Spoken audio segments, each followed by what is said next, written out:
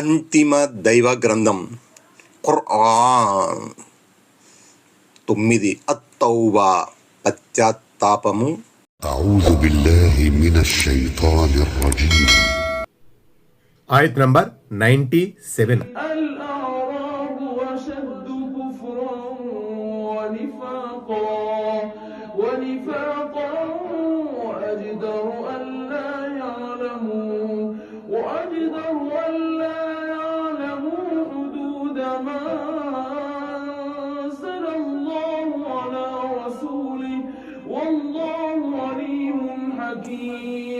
ఆయత్ నంబర్ 97. పల్లుటూరి బైతులు అవిశ్వాసము కాపట్యములో మరింత కరుడుగట్టిన వారు. అల్లాహ్ తన ప్రవక్తపై అవతరింపజేసిన ఆదేశాల గురించి వారికి తెలియకుండా ఉండే అవకాశాలు ఎక్కువ. అల్లాహ్ మహాజ్ఞాని, గొప్ప వివేకవంతుడు. 136. ఇంతవరకు మదీనా నగరములో నివసించే కపటుల గురించి వచ్చింది. మదీనా చుట్టుపక్కల గల పల్లె ప్రాంతాల్లో కూడా మరికొంతమంది కపటులు ఉండేవారు. వీరిని ఆరాబ్ అని అనేవారు. ఆరాబీ దీని ఏకవచనం. నగరవాసుల పట్టణవాసుల సభ్యతా సంస్కారాలతో పోల్చి చూస్తే వీళ్లలో మొరటుతనం, కరుకుతనం మరీ ఎక్కువ. అవిశ్వాసము కాపట్యం విషయంలో కూడా అదే పరిస్థితి. అంటే పట్టణ ప్రాంతాలలో నివసించే కపటుల కన్నా పల్లె ప్రాంతాల కపటులు మరింత కర్కశులుగా ఉండేవారు. ఆ మాటకొస్తే దైవాదేశాల గురించి కూడా వారికి అంతగా తెలియదు. ఈ ఆయతులో వారి గురించే చెప్పబడింది. కొన్ని హదీసుల ద్వారా కూడా ఈ పల్లెటూరు బైతుల ప్రవర్తన ఎలా ఉండేదో తెలుస్తుంది. ఉదాహరణకు ఒకసారి కొంతమంది పల్లెటూరు బైతు ఆరాబీలు దైవ ప్రవక్త సల్లల్లాహు అలైహి వసల్లం సన్నిధికి వచ్చారు. ఏమిటి, మీరు చిన్న పిల్లలను ముద్దాడుతున్నారా అని వారు ఆశ్చర్యంగా అడిగారు. అవును అని ప్రవక్త సహచరులు రజలాతాలను జవాబిచ్చారు. దైవ సాక్షి, మేము మాత్రం అలా ముద్దు పెట్టుకోము అని వాళ్ళు అన్నారు. దానికి దైవ ప్రవక్త సల్లల్లాహు అలైహి వసల్లం, దేవుడు మీ మనసుల్లో నుంచి దయాదాక్షిణ్యాలను, ప్రేమానురాగాలను తీసివేస్తే దానికి నేనేం చేయను అని చురక అంటించారు. సహీ బుఖారీ కితాబుల్ అదబ్, సహీ ముస్లిం కితాబుల్ ఫజాయిల్. 137. ఎందుకంటే వారు నగరానికి దూరాన ఉండేవారు. దైవము మరియు దైవ ప్రవక్త సల్లల్లాహు అలైహి వసల్లం వారి ఉపదేశాలను వినే అవకాశం వారికి చాలా తక్కువగా లభించింది. ఆయత్ నంబర్ 98.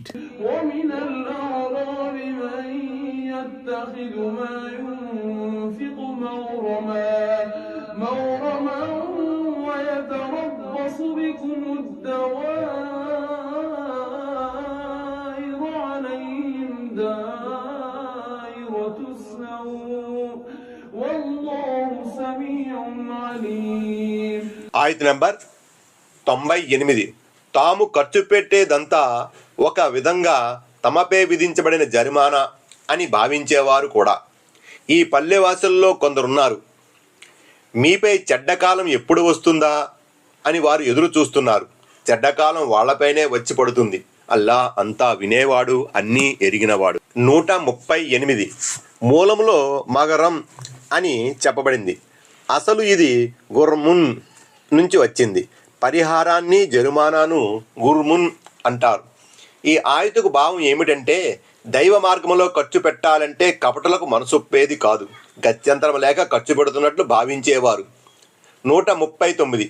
ఇప్పుడు ఈ పల్లెవాసుల్లో 2 రకాల వారు ఉన్నారు. వీరు మొదటి రకానికి చెందినవారు. 140. అరబీలో దవాయిర్ అని అనబడింది.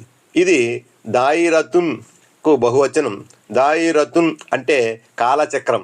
ఇక్కడ కష్టం, ఆపద అని భావం. కాలచక్రములో ఎగుళ్ళు దిగుళ్ళు సహజమే. అయితే ముస్లింలపై కష్టకాలం వస్తే బావుండునని వాళ్ళు అనుకుంటూ ఉండేవారు. 141. యథార్థానికి వారి దుష్ట సంకల్పం మూలంగా చెడ్డకాలం వారిపైనే వచ్చి పడుతుంది. వారే దానికి అర్హులు. లేక చెడ్డకాలం వారి మీదే పడుగాక అని ఇది వారికి శాపం కావచ్చు. ఆయత్ నంబర్ 99.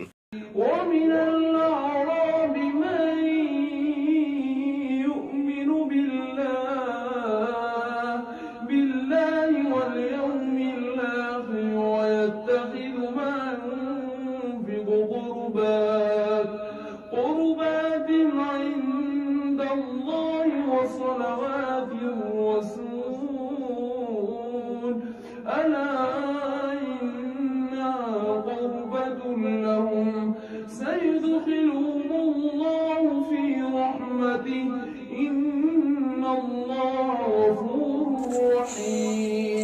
ఆయత్ నంబర్ 99. మరి ఈ పల్లె జనుల్లోనే అల్లాహను అంతిమ దినాన్ని విశ్వసించేవారు కూడా ఉన్నారు.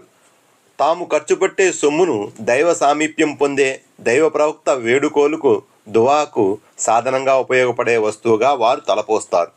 తెలుసుకోండి, వారు చేసే ఈ ఖర్చు నిశ్చయముగా వారి ఎడల సామీప్య సాధనం అవుతుంది. అల్లాహ్ తప్పకుండా వారిని తన కారుణ్యంలో చేర్చుకుంటాడు. నిస్సందేహంగా అల్లాహ్ క్షమాశీలుడు, దయామయుడు. 142.